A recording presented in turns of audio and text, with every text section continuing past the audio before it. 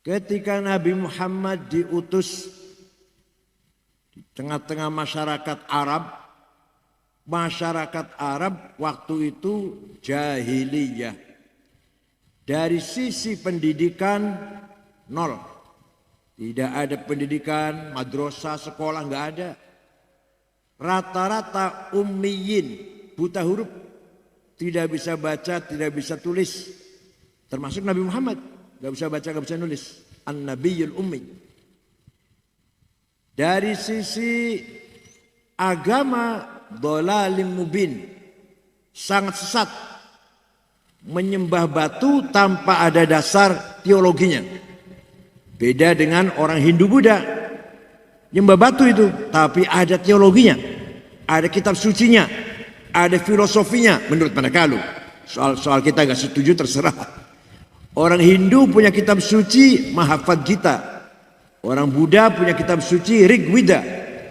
Kalau orang Arab waktu itu nyembah batu, titik. Gak ada filosofinya, gak ada teologinya, tidak ada dasar-dasar spiritualnya, gak ada. Itulah jahiliyah Arab. Orang Arab jahiliyah yang paling dihormati hanya 3 macam orang.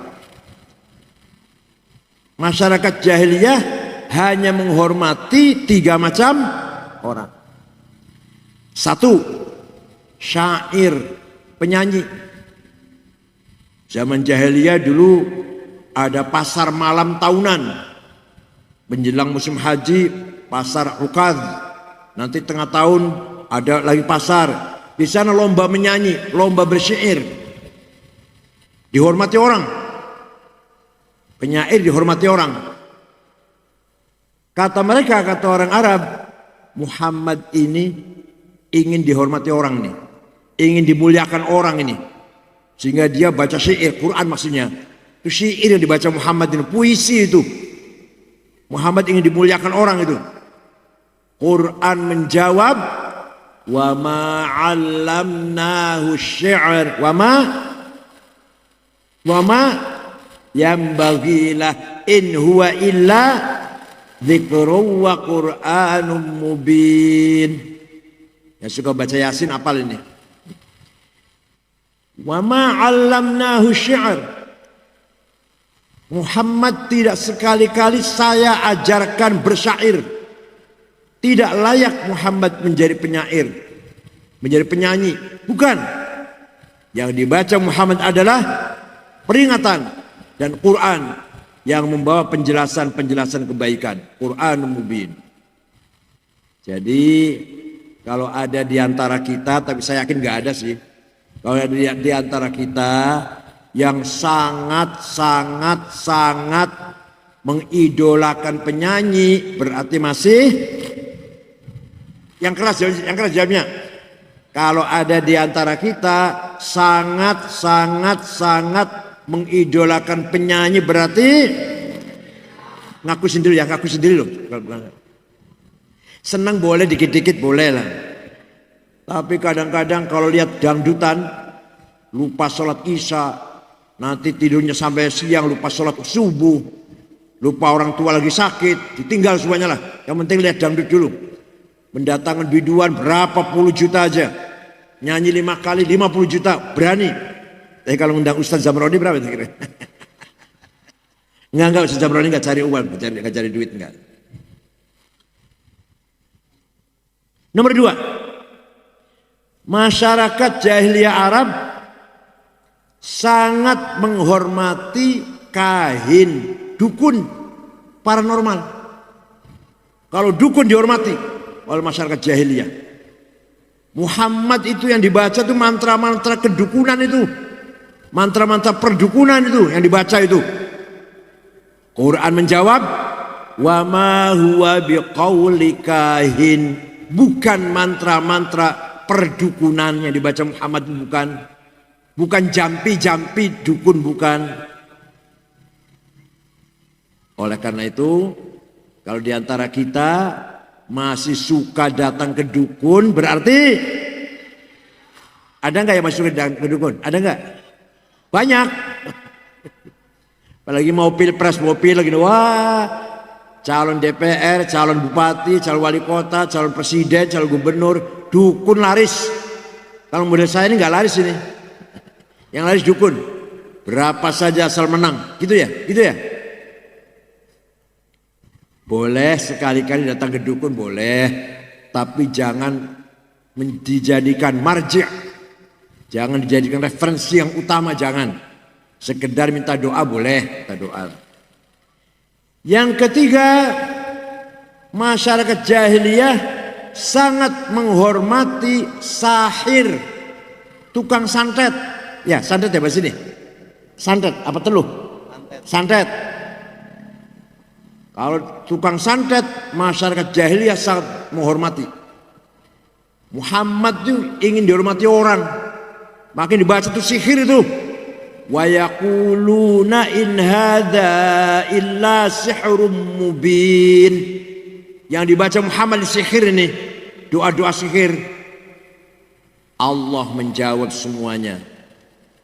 Wa ma yantiqu 'anil hawa in huwa illa wahyu yuha. Yang dibaca Muhammad bukan syair, bukan kahanah kedukunan, bukan sihir, bukan pula dari dirinya, bukan karangannya Muhammad sendiri, bukan dapat belajar dari ustadz, dari guru, dari manusia, tidak.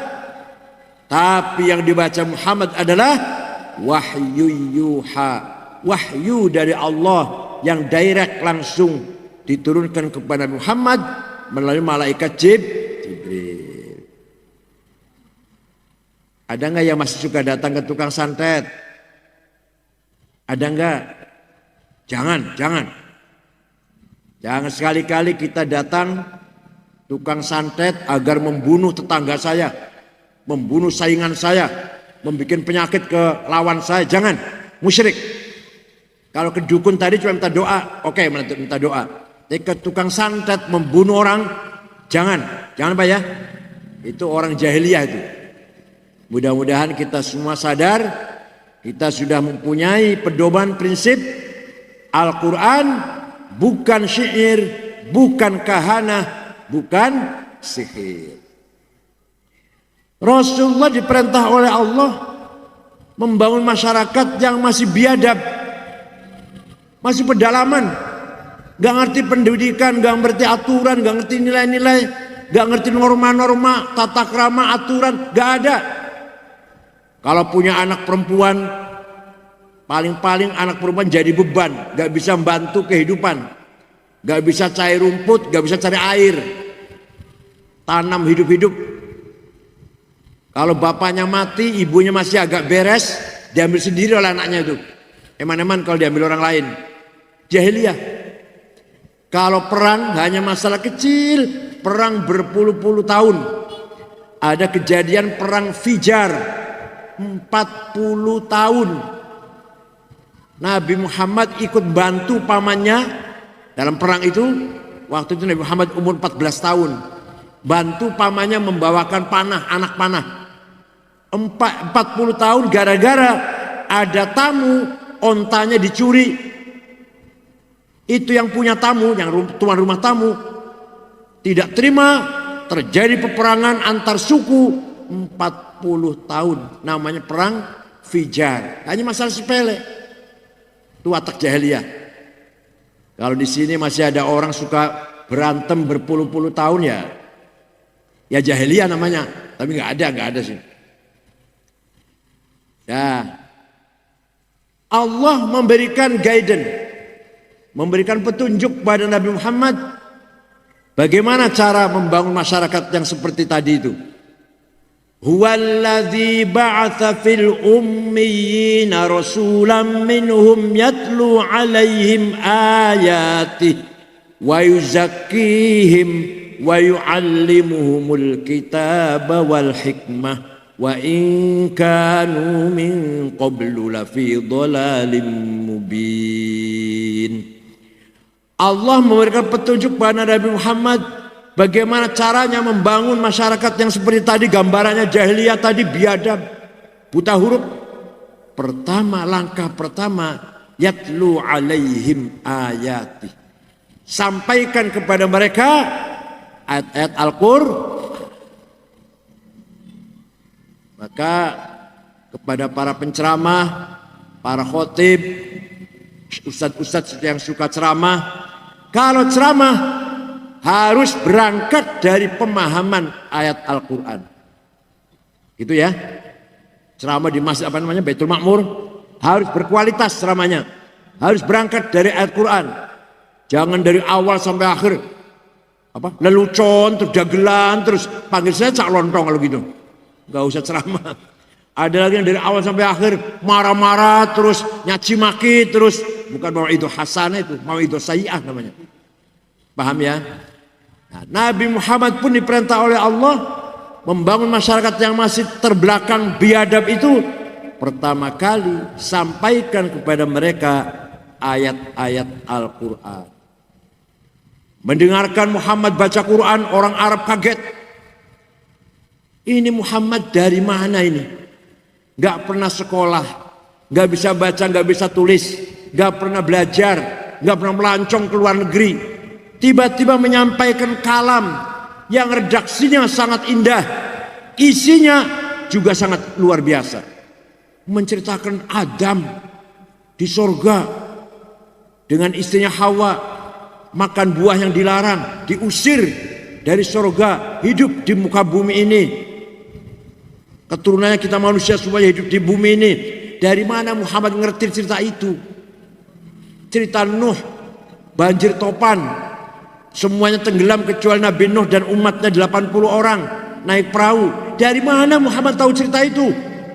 Cerita Musa, tongkatnya ajaib, bisa memukul Laut Merah jadi jalan tol. Cerita Nabi Isa, Nabi Isa bisa menyembuhkan orang lumpuh, menyembuhkan orang buta, menyembuhkan orang sakit. Itu Muhammad dari nggak pernah belajar, nggak pernah sekolah, nggak pernah ngaji, nggak pernah melancong, bisa cerita seperti itu. Dari mana Muhammad? Ini orang Arab heran ya. Nah, orang Arab heran kepada Nabi Muhammad, tapi menyikapinya semuanya heran, semuanya takjub dengan Muhammad. Tapi menyikapinya ada yang pro, ada yang kontra.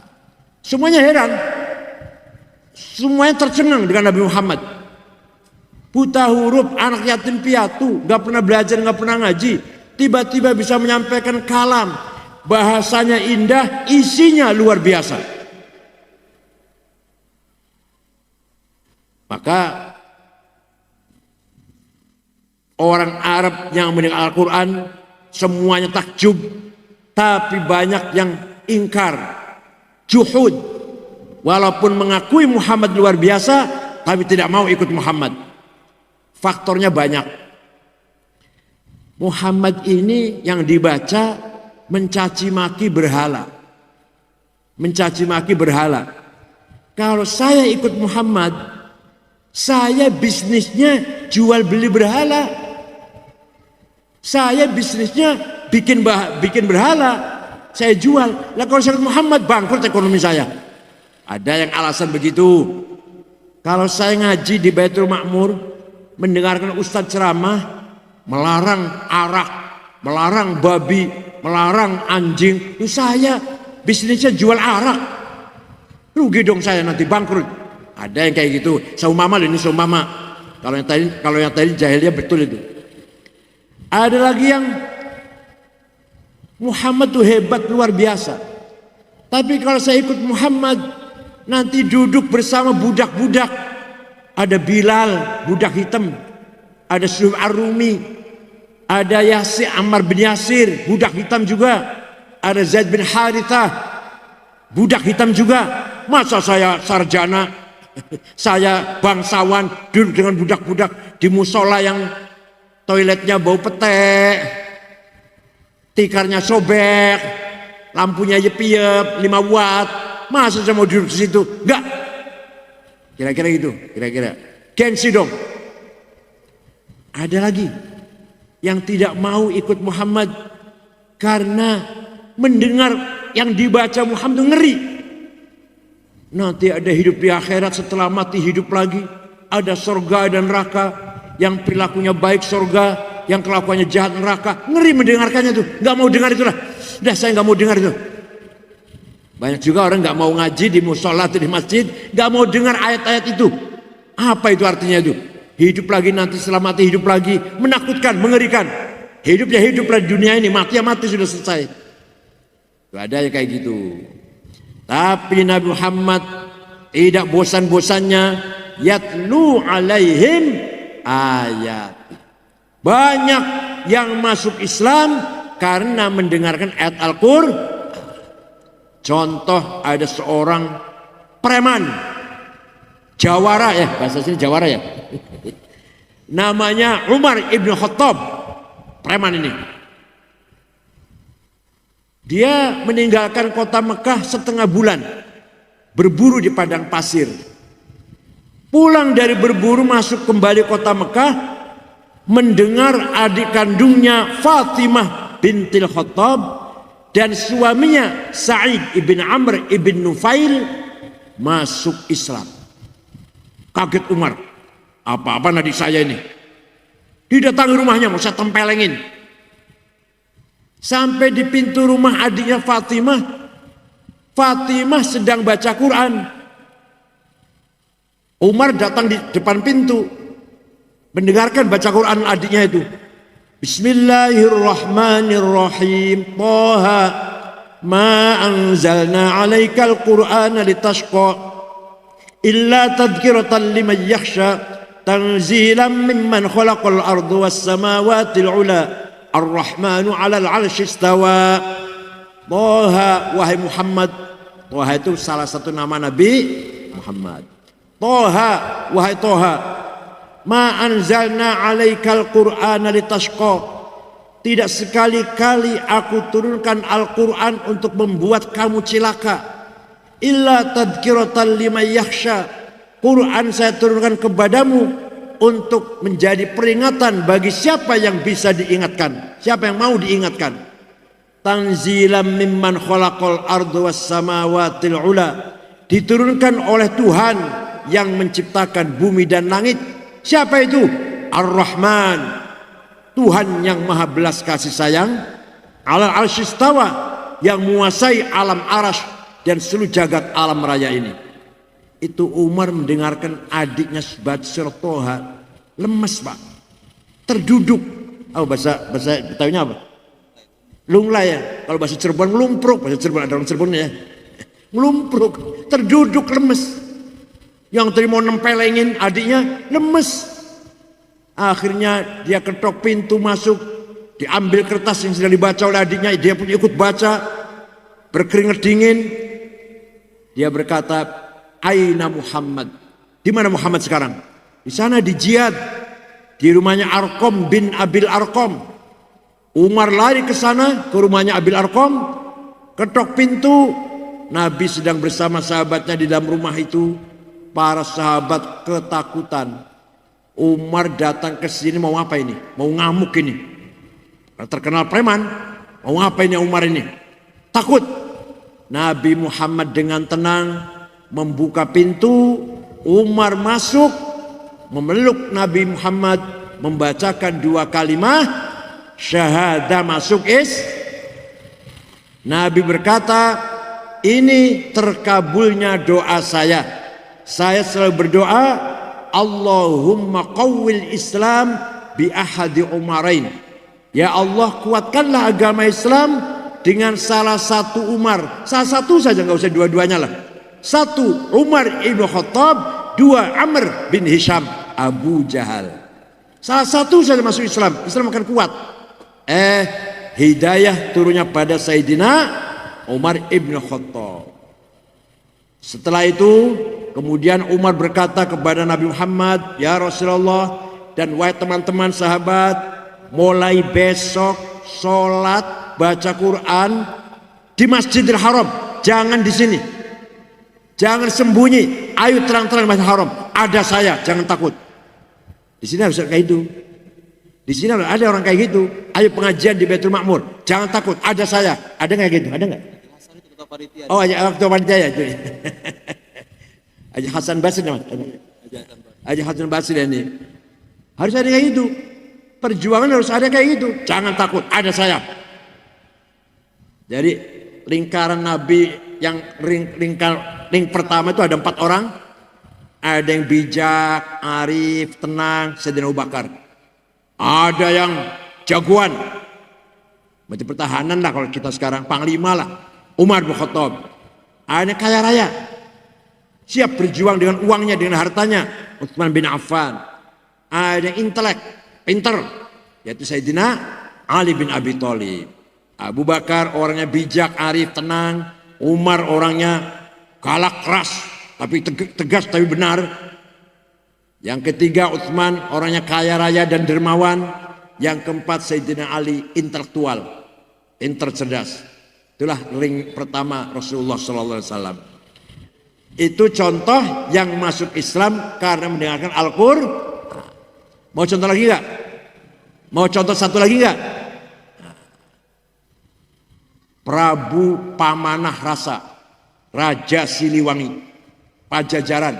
Prabu Siliwangi, Raja Pajajaran, namanya siapa namanya? Pamanah Rasa.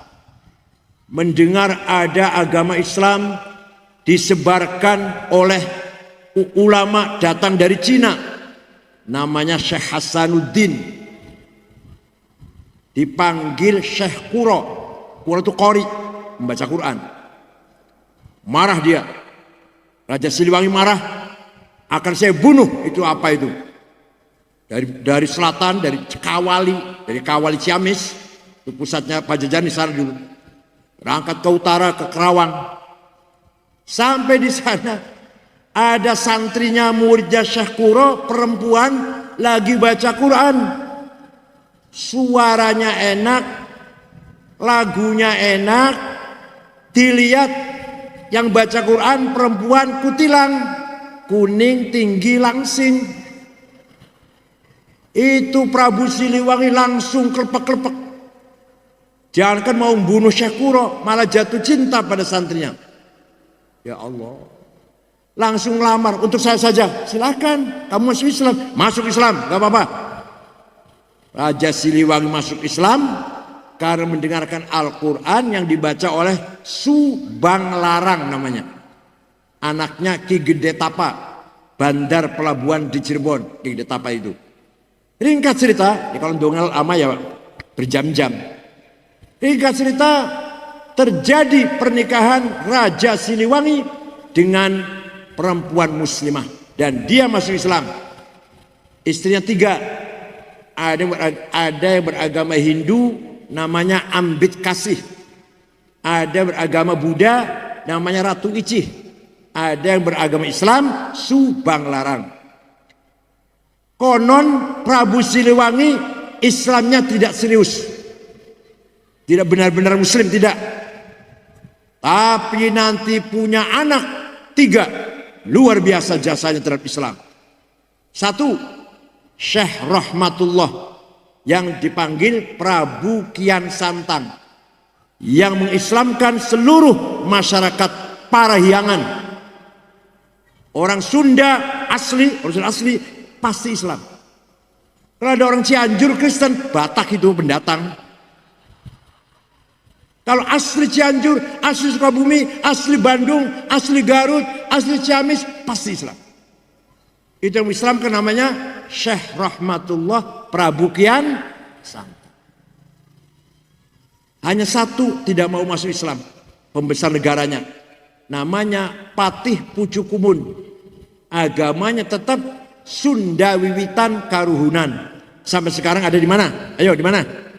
Suku Baduy di Malimping, Lebak. Itu masih agamanya Sunda Wiwitan Karuhunan. Mengikuti siapa namanya? Patih Pucukumun. Nah, yang kedua, anaknya Prabu Siliwangi kedua, namanya Walang Sungsang atau Syekh Somadullah. Menjadi Bupati Cirebon, namanya Ki Kuwu Cirebon. Kudu bupati lah, kudu kepala daerah Kuwu masih sekarang Cirebon. Ki Kuwu Cirebon yang menyebarkan Islam di daerah Cirebon. Itu orangnya sakti. 1 punya ilmu ajidipa, bisa memahami bahasanya binatang. Kalau semut lagi ngobrol, lagi bicara, ngerti dia. Yang kedua punya ilmu titi murti. Kalau musuh akan macam-macam, dia kelihatan besar, raksasa. Yang ketiga halimun, bisa ngilang, bisa nggak kelihatan. Kalau sampai punya halimun, Alfamart habis semua saya kira. Itu terkenal dengan Ki Kuwu Cirebon, sakti orangnya. Yang ketiga anaknya Prabu Siliwangi dari Subang Larang, perempuan namanya Rara Santang atau Syarifah Mudaim, dinikah oleh Habib dari India namanya Sayyid Abdullah Azmat Khan, punya anak Syekh Syarif Hidayatullah atau Sunan Gunung Jati. Jadi Sunan Gunung Jati itu dari ibu cucu Prabu Siliwangi, dari ayah Habib Sayyid Azmat Khan. Walaupun akhir-akhir ini ada menggugat Azmat Khan bukan Habib, apa itu namanya, Ustadz Imaduddin apa siapalah. Ayo, nggak penting. Yang penting yang jelas Sunan Gunung Jati bapaknya dari India, Abdullah Azmat Khan. Dan Sunan Gunung Jati termasuk salah satu wali Songo, wali 9 yang meneruskan perjuangan agama Islam. Itu sebab mendengarkan Al-Quran. Dan yang baca cantik. Cuma kalau nggak cantik, saya kira Prabu Siliwangi nggak masuk Islam itu. Kalau nggak yang baca nggak cantik. Ada orang baca Quran, lihat kok orangnya pendek, hitam, gembrot, petekel, nggak jadi.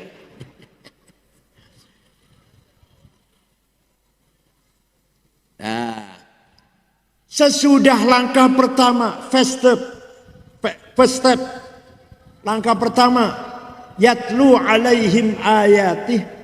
Yang kedua, langkah kedua, Nabi Muhammad membangun akhlak moralnya orang Arab yang jahiliyah. Diajari jujur, tanggung jawab, punya visi misi, punya mental, tahu mana benar, mana salah, mana lempeng, mana bengkok. Orang Arab yang pedalaman, yang primitif, jahiliyah, oleh Nabi Muhammad mereka masuk Islam menjadi pemimpin-pemimpin yang berakhlak, bermoral. Ya Allah, luar biasa. Sayyidina Umar yang preman tadi setelah masuk Islam tahu tentang adil, egaliter, demokrasi, ngerti itu. Demokrasi, musyawarah demokrasi itu. Musyawarah, tahu nilai-nilai, mana yang benar, mana yang salah, mana yang adil, mana kezaliman, berkat masuk Islam. Luar biasa. Yatlu alaihim wa ayati wa yuzakkihim tazkiyatun nafas, tazkiyatul qalb. Manusia itu punya hawa nafsu. Apa namanya? Hawa nafsu ada dua, ghadabiyah dan syahwatiyah. Apa? Ghadabiyah, saya harus menang, saya jadi bupati Bekasi, saya jadi ketua, saya jadi pemimpin, komandan, imam, direktur, nggak mau jadi anak buah, nggak mau. Itu namanya nafsu ghadabiyah. Saya jadi presiden, ghadabiyah namanya. Tapi kalau niatnya baik, tujuannya baik, caranya benar, saya harus jadi bupati Bekasi. Kalau saya jadi bupati Bekasi atau wali kota Bekasi, ini kota berarti? Kabupaten, bupati. Kalau saya jadi bupati Bekasi, pendidikan gratis, kesehatan, rumah sakit, klinik gratis, jalan-jalan halus, orang miskin kita usahakan supaya hilang kemiskinan, anak-anak yang tidak mampu sekolah kita sekolahkan. Kalau saya jadi bupati, baik nggak niat itu? Baik nggak itu? Nah, iya. Tujuannya apa? Ibtigha mardatillah, mencari ridho Allah. Tujuannya udah itu aja, titik. Maka nafsu ghadabiyah tadi, ambisi tadi, ganti namanya. Bukan nafsu ghadabiyah, namanya himmah. Apa? yang keras. Apa? Himmah. Saya menang jadi bupati Bekasi. Saya punya konsep begini. Tujuan saya lillahi ta'ala. Harus begitu orang Islam. Nabi Muhammad orang yang mentalnya besar. Mohon maaf kalau para penceramah, Ustaz Jamroni, kalau menceritakan Nabi Muhammad jangan hanya cerita sholat tahajud, kakinya sampai melepuh, itu benar. Tapi teruskan, jangan hanya itu. Jangan hanya cerita Nabi Muhammad pernah tidak menemukan makanan sampai kelaparan diganjel batu. Benar. Terjadi begitu benar. Tapi jangan itu. Ceritakan juga Nabi Muhammad orang yang bermental besar. Suatu ketika dinasehati oleh pamannya Abu Talib, Muhammad, berhenti dulu dakwahnya Muhammad. Kamu itu akan dibunuh oleh Abu Jahal dan teman-temannya. Terancam. Berhenti dulu deh, nanti kalau aman boleh dakwah lagi. Kira-kira kalau bapak gimana? Gituan. Berhenti dulu aktif di pengajian masjid, akan dibunuh ente ini. Kira-kira gimana kira-kira? Langsung berhenti ya? Nabi Muhammad jawabnya, wallahi law wada'u syamsa fi yamini wal qamara fi yasari ala an atruka hadzal amr ma taraktu hatta ahlika duna. Demi Allah paman, seandainya Abu Jahal dan teman-temannya itu meletakkan matahari tangan kananku, bulan di tangan kiriku, agar aku berhenti dakwah, saya tidak akan berhenti sampai Islam menang. Gitu. Kalian gitu enggak?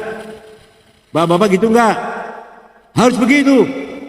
Apapun rintangannya memperjuangkan Islam, apapun halangannya, siap maju terus walaupun ancaman, misalkan ada ancaman. Siap gitu? Itu namanya himmah namanya. Datangnya dari hawa nafsu ghadabiyah. Dari hawa nafsu itu enggak jelek enggak? Hawa nafsu itu enggak jelek. Asal diarahkan. Kalau nggak ada hawa nafsu, yang nggak ada masjid bagus, nggak ada musola sekolah bagus, nggak ada anak lagi kalau nggak ada hawa nafsu. Asal diarahkan. Jadi, ayo kita himmahnya harus besar. Nabi Muhammad wafat, ganti Sayyidina Abu Bakar. Orang-orang banyak kabilah-kabilah suku-suku murtad. Ada lagi satu suku tidak murtad tapi nggak mau bayar zakat. Kenapa? Karena di Qur'annya Muhammad, di Qur'annya ini khudh min amwalihim shadaqah, ambillah tariklah dari mereka itu shadaqah, itu zakat. Yang diperintah Muhammad. Sekarang Muhammad udah mati, masa Abu Bakar? Khudh Abu Bakar itu di Quran nggak mau bayar zakat. Namanya Malik bin Nuwairah, namanya yang mau nggak bayar zakat. Sayyidina Abu Bakar apa? Saya bersumpah akan saya perangi itu yang nggak mau bayar zakat. Sayyidina Umar ragu-ragu. Umar malah ragu-ragu. Yang biasa galak itu. Apa kita perangi orang yang masih sholat? Apa kita perangi orang yang masih baca syahadat? Enggak. Saya perangi. Walaupun dia masih sholat. Kalau nggak mau bayar zakat, saya perangi. Itu himmahnya Abu Bakar. Sehingga pilar-pilar agama Islam tetap. Maluku yang Islam minoritas, ada NU di situ. Setiap kabupaten kota ada cabang NU. Itu berkat himmahnya Kiai Hasyim Asy'ari. Gak gampang lu bikin ormas. Ada ormas cuma lokal, cuma di Jawa Barat, ada yang cuma di Sumatera Selatan, ada yang cuma di Sumatera Barat, ada yang di Sumatera Utara. Tapi NU di seluruh kabupaten kota di Indonesia ada cabang NU. Itu himmahnya Kiai Haji Hasyim Asy'ari. Beliau pahlawan nasional juga. Beliau yang mengeluarkan resolusi jihad tanggal 20 Oktober 1945. Beliau adalah kakeknya Gus Dur, kakeknya. Walhasil Islam harus kita perjuangkan dengan himmah. Dengan apa? Ayo bunyi bareng, mau nggak bunyi bareng? Islam harus menang. Ayo. Himmah namanya. Nomor 2. Nafsu syahwatiyah. Apa? Saya harus jadi orang kaya. Uang banyak, rumah banyak, mobil banyak, perusahaan banyak. Semuanya banyak lah. Ingin hidup enak, tidur enak, makan enak, nikmat. Itu namanya syahwat namanya. Matastahi anfusukum. Apa yang kita anggap enak namanya syahwat. Bukan hanya perempuan, syahwat itu bukan. Makan enak, hidup enak, uang banyak. Namanya nafsu syahwat. Harus kaya saya ini. Kalau niatnya benar. Kalau saya kaya, masjid-masjid, musola-musola yang miring-miring mau ambruk, saya bangun. Ustadz-ustadz yang belum pernah umroh, saya umrohkan. Anak-anak yatim saya santuni semuanya. Bagus nggak niatnya? Bagus nggak itu? Saya pun akan ziarah kemana-mana. Bukan hanya umroh. Ziarah Syekh Abdul Qadir Jilani di Baghdad. Ziarah Syekh Ibnu Arabi di Damaskus. Ziarah Nabi Ayyub Al-Ansari, sahabat Ayyub Al-Ansari di Turki. Ziarah Syekh Syu'ab Abu Madyan di Aljazair. Syekh Tijani di Maroko. Ziarah Imam Syafi'i di Mesir. Kalau saya kaya, bagusnya niat itu, bagusnya itu. Cari kekayaannya benar. Tujuannya ibtigha amardhatillah, mencari ridho. Maka nafsu syahwatiyahnya ganti namanya.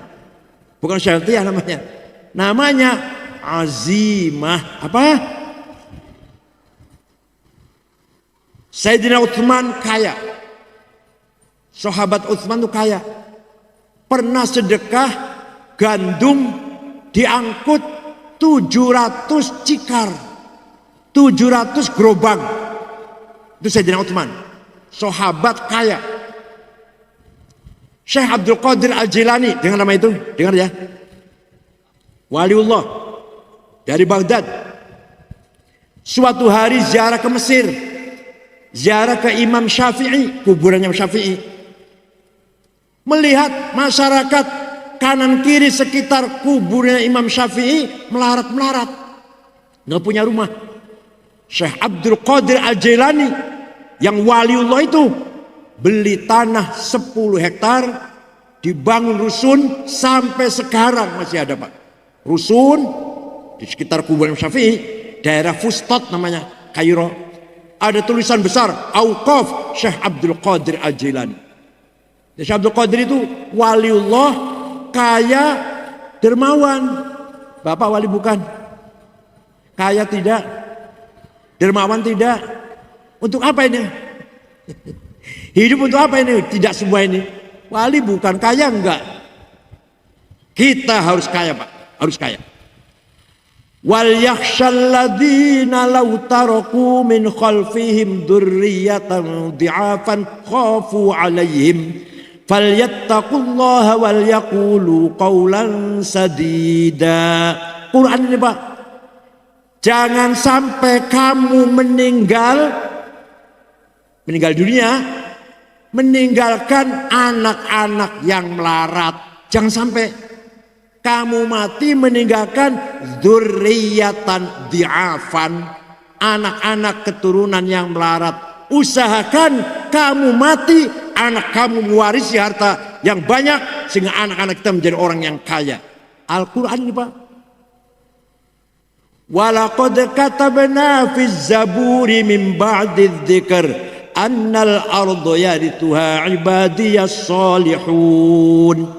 Saya wajibkan, saya tetapkan kekayaan alam ini untuk hamba-hambaku yang soleh. Kita yang soleh ini sebenarnya yang punya hak kekayaan alam ini.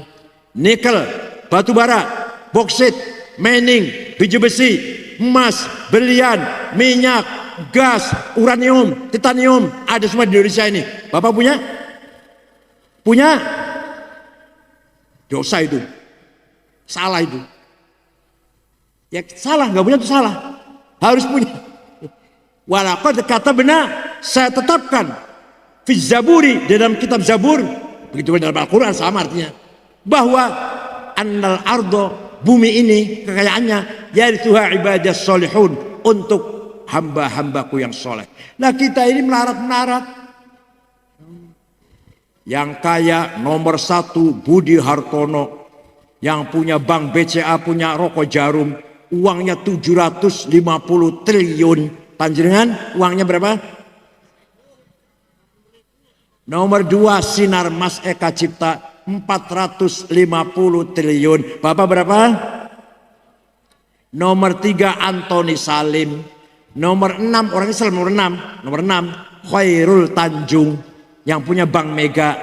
Nomor 39 orang Islam Haji Rashid.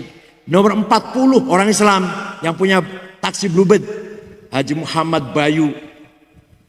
Kebanyakan, bukan saya benci, bukan. Kita yang salah lah. Kebanyakan non muslim yang kaya ini. Kita salah.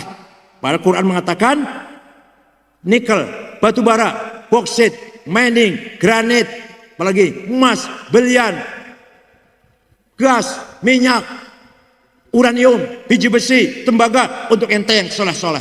Kitanya yang gak semangat hidupnya ini. Ya Allah. Syekh Abil Hasan Asyadili, dengarkan nama itu. Tuwali juga, Tarekat Syadiliyah. Pengikutnya 6.000. Pengikutnya 6.000, ditanggung, dijamin. Jadi kiai nanggung muridnya. Gak usah jauh-jauh. Ada ulama baru wafat tahun 2004. Said Muhammad bin Alwi Al-Maliki di Mekah. Baru wafat tahun 2004. Santrinya 700 waktu itu. Ditanggung, Pak. Makan, minum, kebutuhannya, pakaiannya, sakit diobatin, pulang ditiketin. Mudah-mudahan di Bekasi ada kiai yang nanggung muridnya, mudah-mudahan. Kapan kira-kira? Kapan itu? Ya harus kaya, kiainya kaya dulu. Bangun masjid pakai uang, bangun pondok pakai uang, madrasah pakai uang, pergi haji umroh pakai uang. Sedekah jariyah, wakaf, hibah, nazar pakai uang semuanya. Harus kaya orang Islam. Sholat bajunya harus suci. Berarti apa? Artinya bajunya harus banyak. Gak mungkin satu, najis kalau satu. Ke pasar, ke WC, kemana. Sarungnya harus banyak atau celananya harus banyak. Harus kaya. Sholat harus suci, bersih. Paham tidak? Nah, ini namanya, apa namanya tadi? Lupa ya. Apa namanya? Kalau niatnya baik, tujuannya baik, apa namanya? Azimah. Ala qadri ahlil azmi ta'til azaimu wa ta'ti ala qadril kiramil makarimu. Makarim, azaim, kemuliaan, prestasi, kebesaran harus diraih dengan azimah. Kalau tadi yang himmat, tadi ada yang kelewat saya. Nabi Muhammad orang himmahnya besar. Muhammadun qaimun lillahi dhu himami. Muhammadun sadiqul aqwali wal kalimi. Muhammadun thabitul mitaqi hafidhuhu. Muhammadun tayyibul akhlaqi wasyiyami. Nabi Muhammad orang himmahnya besar. Ucapannya, perkataannya sadiqul aqwal wal kalim, tidak pernah bohong. Kalau Nabi Muhammad sekali saja bohong, dosa besar. Ada yang ngomong, yang wajib sidik, wajib tidak bohong, jujur, itu Nabi Muhammad. Kalau saya bukan Nabi, jadi Nabi Muhammad wajib sidik. Gak boleh bohong, haram bagi Nabi Muhammad, dosa besar kalau dia bohong. Begitu pula umatnya. Paham tidak? Begitu sifat sidik hilang, sifat jujur hilang, minyak goreng ikut hilang. Sifat sidik hilang, 8 triliun ikut hilang. Luar biasa, Pak, luar biasa. Di waktu Pak Setia Novanto, ketua DPR, ketua Golkar, korupsi 2,5 triliun, kita udah kaget. Saya kaget, ya Allah, 2,5 triliun. Kalau saya dengar ada orang korupsi 100 juta, 200 juta, nggak kaget, nggak kaget. 100 juta, 200 juta, nggak kaget. 2,5 triliun Setia Novanto, kaget saya. Sekarang dilebihi 8 triliun. Itu kalau untuk beli kerupuk berapa itu? Kalau 100 juta, 200 juta, di penjara 3 tahun, 4 tahun. Kalau triliunan apa? Apa?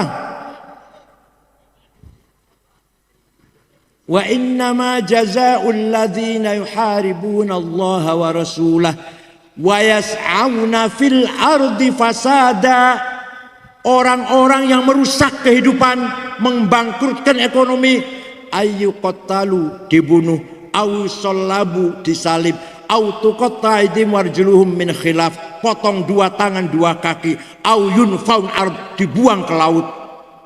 Kenapa? Merusak tatanan kehidupan, bukan hanya merugikan.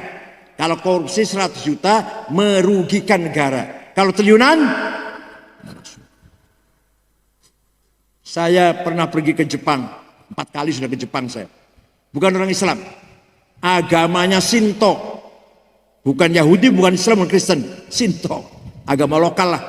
Kalau di kita sini agamanya Sunda Wiwitan, Sabto Darmo, Darmo Gandul, Gotoloco, Sambelun, Subud. Orang Jepang agamanya Shinto, animis, tidak ada copet, tidak ada perampok, tidak ada penodong, tidak ada calo. Di sini ada calo, ini ada calo ini, banyak. Di ibu kota Tokyo, Pak, tidak ada polisi jaga jalan, enggak. Segitu ramainya kendaraan, supir tertib sendiri-sendiri. Di Jepang tuh, Pak, enggak ada polisi, tertib sendiri. Sampah satu puntung rokok pun enggak ada di jalan. Di Tokyo itu. Entah kalau kota lain saya nggak tahu ya. Di Tokyo, ibu kota, satu puntung rokok aja nggak jalan, nggak ada di jalan. Dan lagi tidak ada pejabat korupsi. Saya cerita bahwa di Indonesia itu hakim, jaksa bisa disuap, kaget dia. Kenapa? Bukan takut dosa. Orang Jepang nggak ngerti dosa. Bukan takut masuk neraka. Orang Jepang nggak ngerti neraka itu apa, nggak ngerti itu.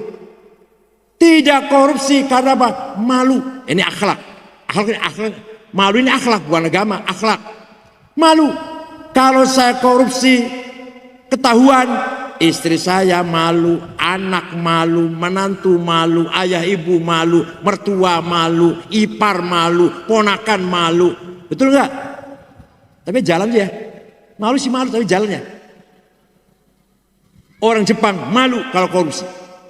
Kalau tidak tertib, malu. Saya bawa mobil melanggar aturan, malu. Tuh orang Jepang, malu. Kalau saya kotor, malu.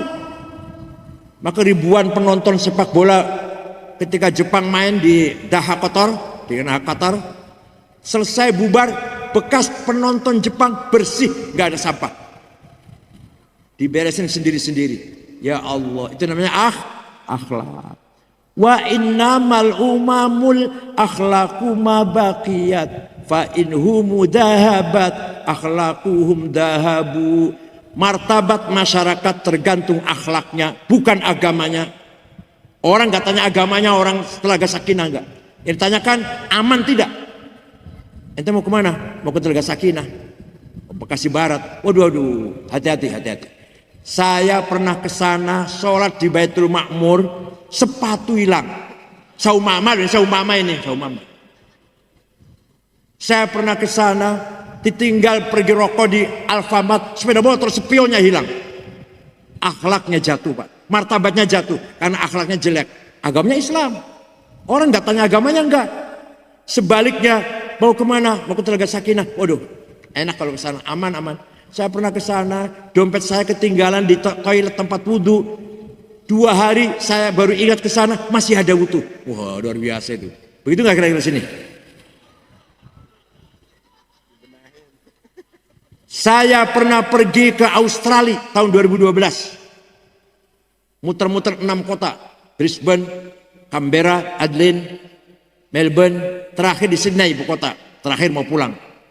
Ceramah di masjid yang tadinya gereja, dibeli orang Islam jadi masjid di Sydney. Lepas ceramah saya belanja oleh-oleh karena besok mau pulang. Dapat 1 kardus besar, celana, kaos, apalah. Bawa ke hotel, beresin. Selesai beresin oleh-oleh, saya cari HP nggak ada. HP saya hilang. Kasur-kasur saya bolak-balik, pojok-pojok hilang. Ya udah, hilang sudah, beli lagi di Jakarta nanti. Jam 10 saya sudah akan tidur, sudah mulai ngantuk mau tidur. Ada orang ngetok pintu, saya buka, pegawai hotel bersama ada laki-laki 1 membawa HP saya. Ini HP bapak ketinggalan di toko saya. Kira-kira kalau ada HP ketinggalan di warung di Telaga Sakinah gimana kira-kira?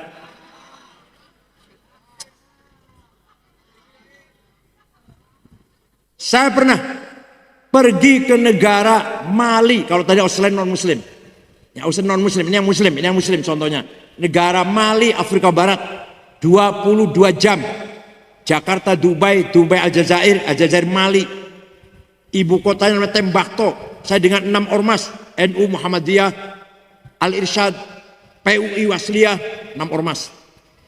Di ibu kota Tembakto, tidak ada rumah dikunci pintunya, tidak ada rumah dikunci jendelanya, tidak ada mobil masuk garasi, tidak ada sepeda motor masuk rumah. Sepeda motor ditinggal di halaman rumah, kuncinya masih gantung, Pak.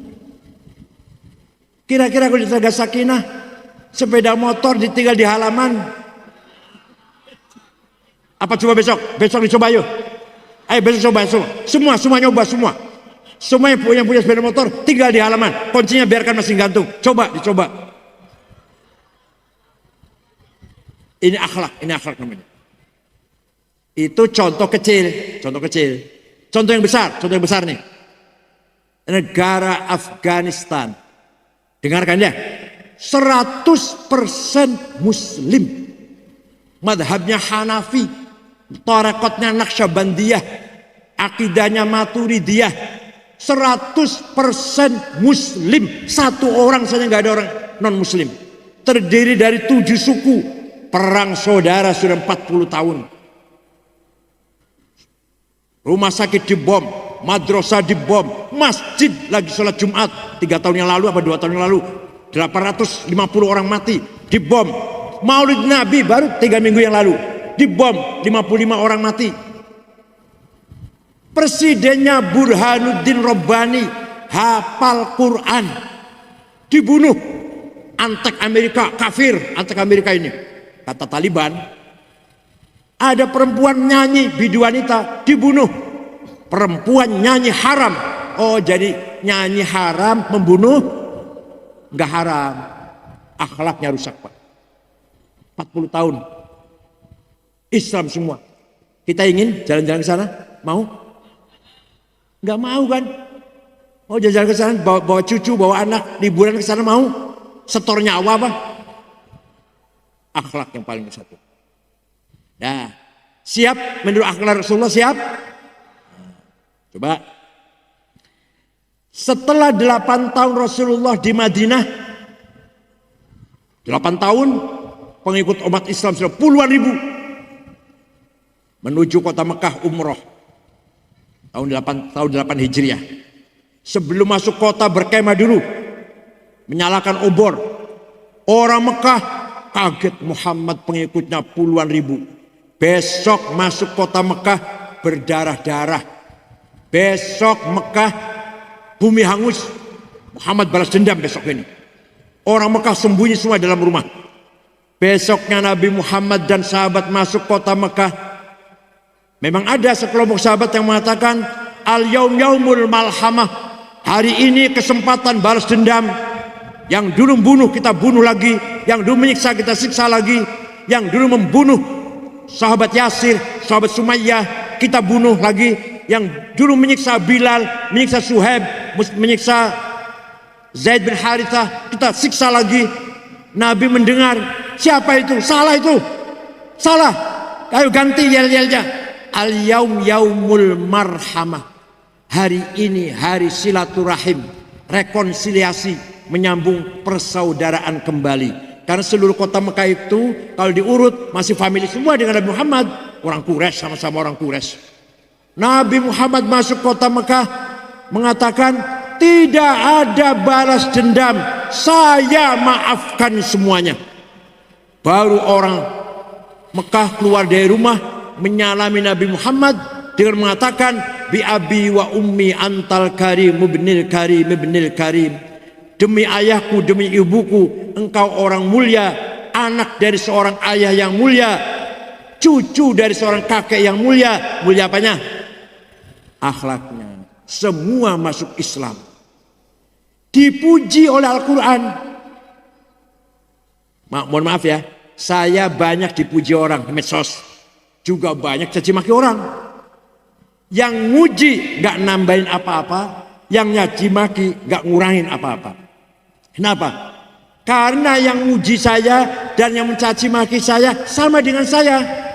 Masih doyan ikan asin, sambal terasi campur pete, kalau sudah kenyang lari ke WC. Sama enggak? Sama enggak? Ya udah, Pak Pun kalau dipuji orang jangan bangga, dicaci maki orang jangan takut. Sama saja. Yang mencaci maki, yang muji saya sama dengan saya. Masih doyan ikan asin, masih doyan sambal terasi. Dan kalau sudah kenyang lari ke WC. Kalau Nabi Muhammad yang memuji siapa? Allah.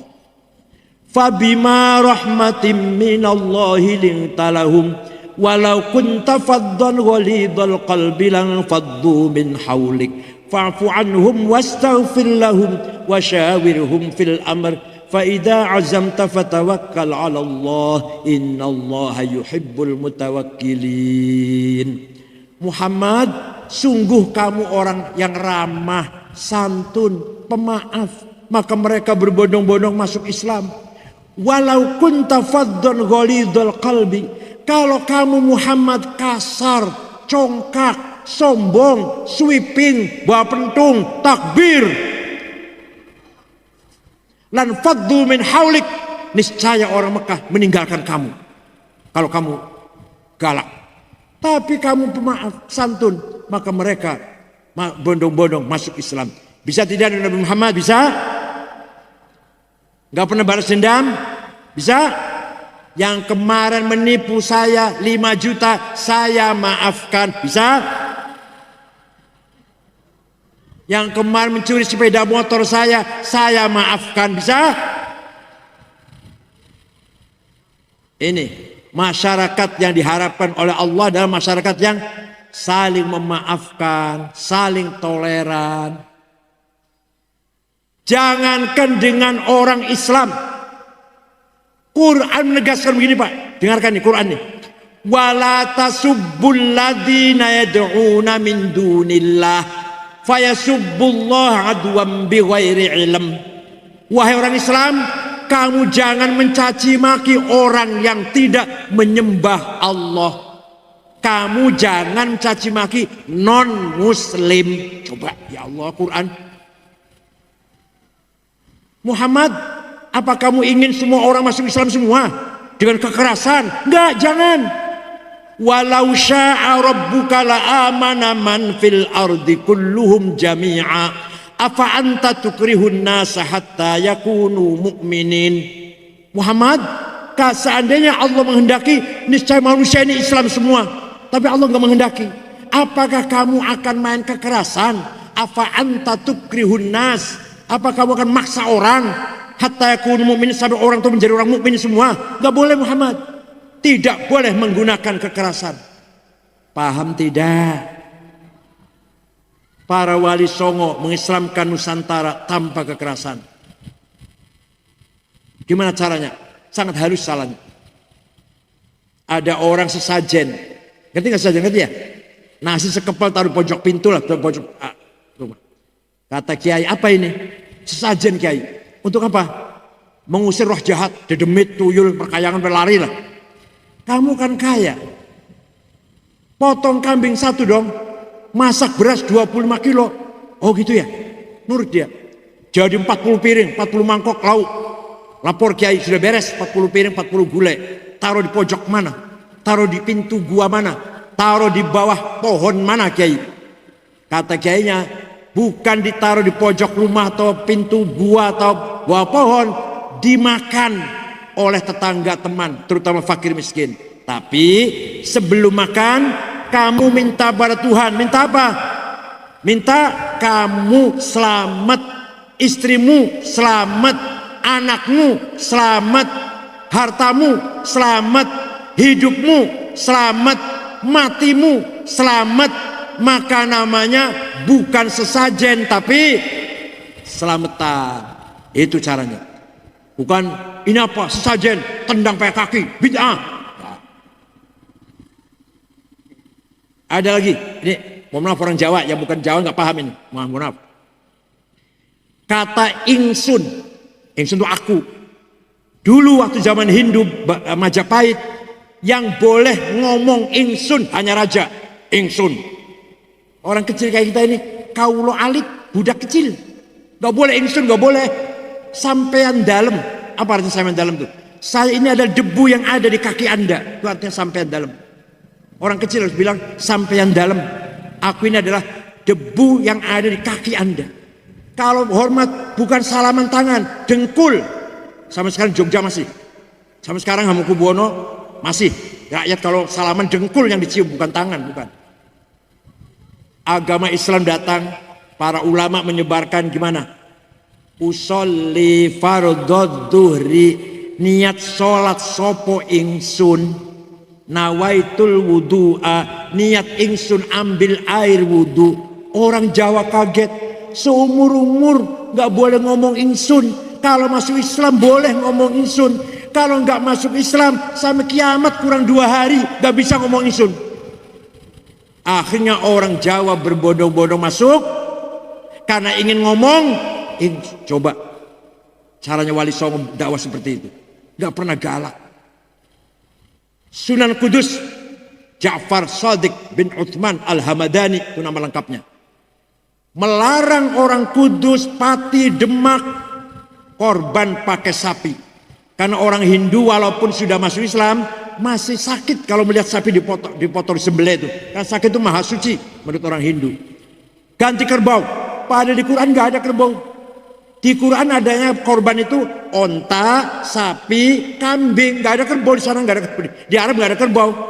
Tapi Sunan Kudus merintahkan ganti, jangan sapi, kerbau. Menjaga perasaannya orang yang baru masuk Islam yang berasal dari agama Hindu. Coba toleran sekali. Sampai sekarang Pak, Bapak kalau datang Kudus sana, restoran soto kerbau, nggak ada soto sapi Pak. Sampai sekarang. Itu dulu Sunan Kudus melarang motong sapi. Itulah cara-cara dakwah Wali Songo bil hikmah wal mau'izatil hasanah wal mujadalah allati hiya ahsan. Dengan tutur kata yang menarik, simpatik, dengan himbauan-himbauan yang menarik, dengan penuh dengan kebijakan, kearifan. Kalau tahu diskusi dengan yang sangat bermartabat. Nabi Muhammad akan kedatangan tamu orang Kristen dari Najran. Nabi bingung gimana ya caranya menghadapi tamu orang Kristen nih. Ayat Quran turun, Qul inna au iyyakum la'ala hudan au fi dhalalim mubin. Azan.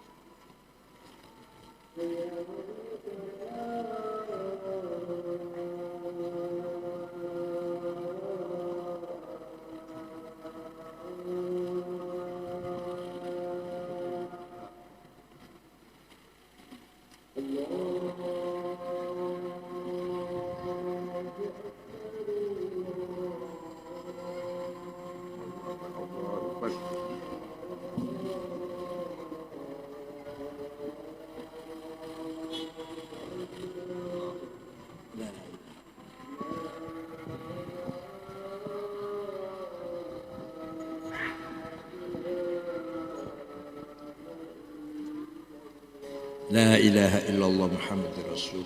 Allahumma rabb hadhihi da'wat tamati was salatu qa'imah ati sayyidina Muhammad innaka la tukhlifu. Dikit lagi.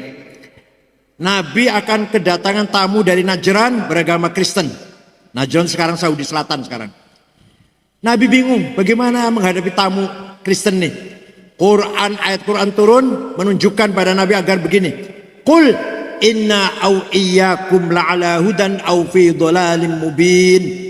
Katakan Muhammad kepada mereka, ayo kita ngomong-ngomong, kami atau Anda. Coba. Kami atau Anda yang benar atau yang salah. Inna au iyyakum, kami atau Anda kalian. Ala hudan, yang benar, yang mendapat hidayah. Au fi dhalalim, atau yang salah. Tuh, caranya diskusi. Nabi diskusi dengan orang Kristen caranya begitu. Ayo ngomong-ngomong yuk, cari kebenaran yuk. Entah saya, entah ente yang benar. Gua, kamu salah, neraka goblok. Enggak. Itulah akhlakul karimah yang diajarkan oleh Nabi Muhammad sallallahu alaihi wasallam. Kalau seperti ini,